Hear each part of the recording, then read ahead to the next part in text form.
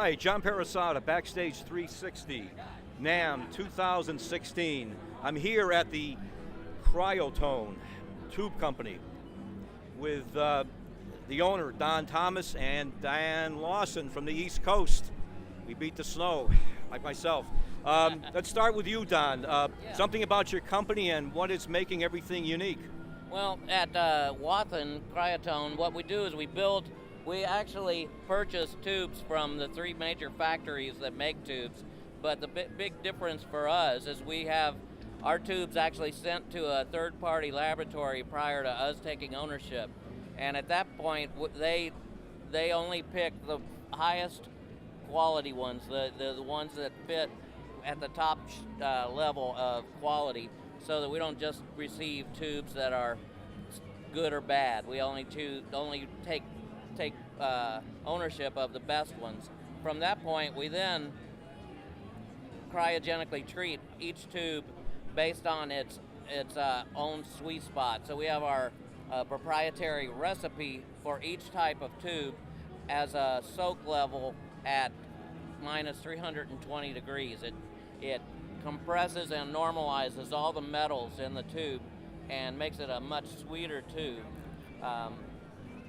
Our closest competitor pretty much does the same type of thing, but they just put them all in a vat and does it for roughly 20 hours or 24 hours for everything. But we've discovered that each tube type has a sweet spot. Some of them might be almost a week and a half at minus 320 degrees.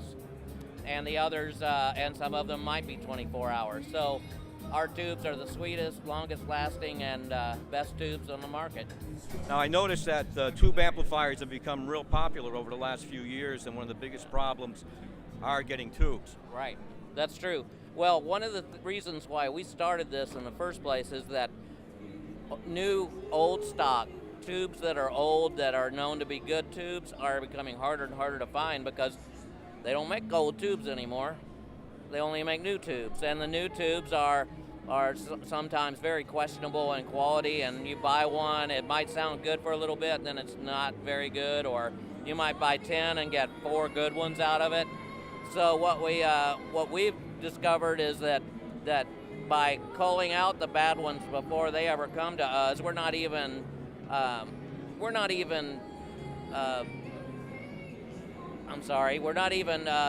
tempted to pass along a bad tube because we don't have bad tubes. They're already taken out. So basically what we are doing now is with this new resurgence of tube technology that we have, and also the drive to get that tube sound, we're filling that request. Sorry, Okay, that's all right. Yeah, that's something about NAMM. You have to get used to the background noise. That's right. Right. Dan, what brought you to these tubes? Don and I met at NAMM last year, and I researched NAMM way ahead of time. And first place I wanted to go to was to see Don because I'm a tube fanatic. In other words, an amp is only as good as the tubes. I don't care how the amp is, I don't care who makes the amp, but it's only as good as those tubes. And the first time Don gave me a tube, he gave me a 12AX7 and I put it in my tube pedal. And the old Ibanez Tube King, and I tell you, my pedal came to life. And I'm going, if that can make a small circuit in a pedal sound like that, I want to hear it in my amp. So I got a hold of Don. Don sent me some. I put them in my amp. The difference between night and day. And when I say that, I mean, not only do the tubes sound better, but they react to the player. They're very percussive, or they can be very dormant. They can be very low or very high, and it's the same response each and every time. Tubes, like we talked earlier, all tubes are different, but like Don said, they find tubes that are the best of the batch, and those are the ones they prioritize. And I'll tell you, I've got them. You've heard my amp, and I've got 2 of those, one with them and one without them. And when people want to hear the difference, they don't understand until they sit in front and they go, the look on their faces, and tubes do that, and yes, they do. Right. Dan, what else is new in regards to your band or anything else in regards to equipment? Well, the thing is, I took one of the 12AX7s, and it, of course, my bass player Jason has, the Mesa with it. So we just took his V1 out and we popped it in there. I still haven't gotten it back. So even bass amps, it doesn't, it increases the velocity, I think, of the amp, but it also increases the velocity of the amp at lower volumes, which is the toughest for anybody, as you know. Guitar amps can be excruciating on stage. I don't allow that. I like blend on stage. These gave me a broader spectrum at lower volumes. Regular tubes don't do that, because some tubes have to be pushed. These don't have to be pushed. They react as soon as the volume control turns. That's what drew me to them. And now I won't put anything in my amps but those. That sounds great. And speaking of sounding great in regards to tubes, let's have you give I'm going to give you a little bit of a demo.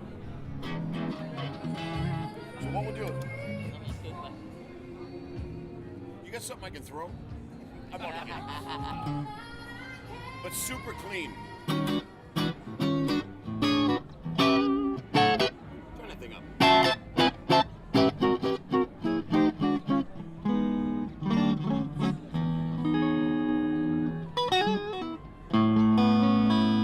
And then you throw a little bit to it.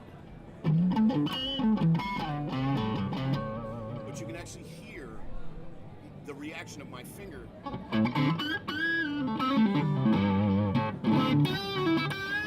Then we gotta fix the flame channel.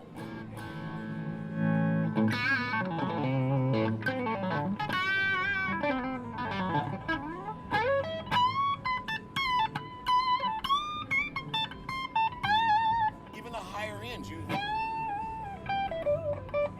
because that's where a tube starts to break. Doesn't do that. And then when you put just a little bit of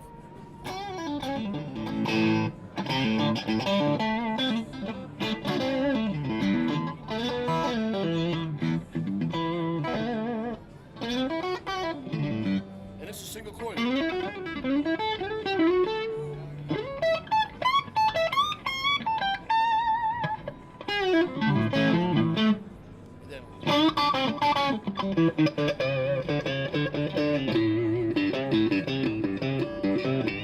But you can hear, that's the difference in these kind of tubes, because every tube is matched. It makes the difference between night and day. That's my words, night and day. That sounds great. Don, I take it everything is on the market right now? Absolutely. And if anybody wanted to get a hold of you or get more information, how do they do that? Don at wathenspeakers.com.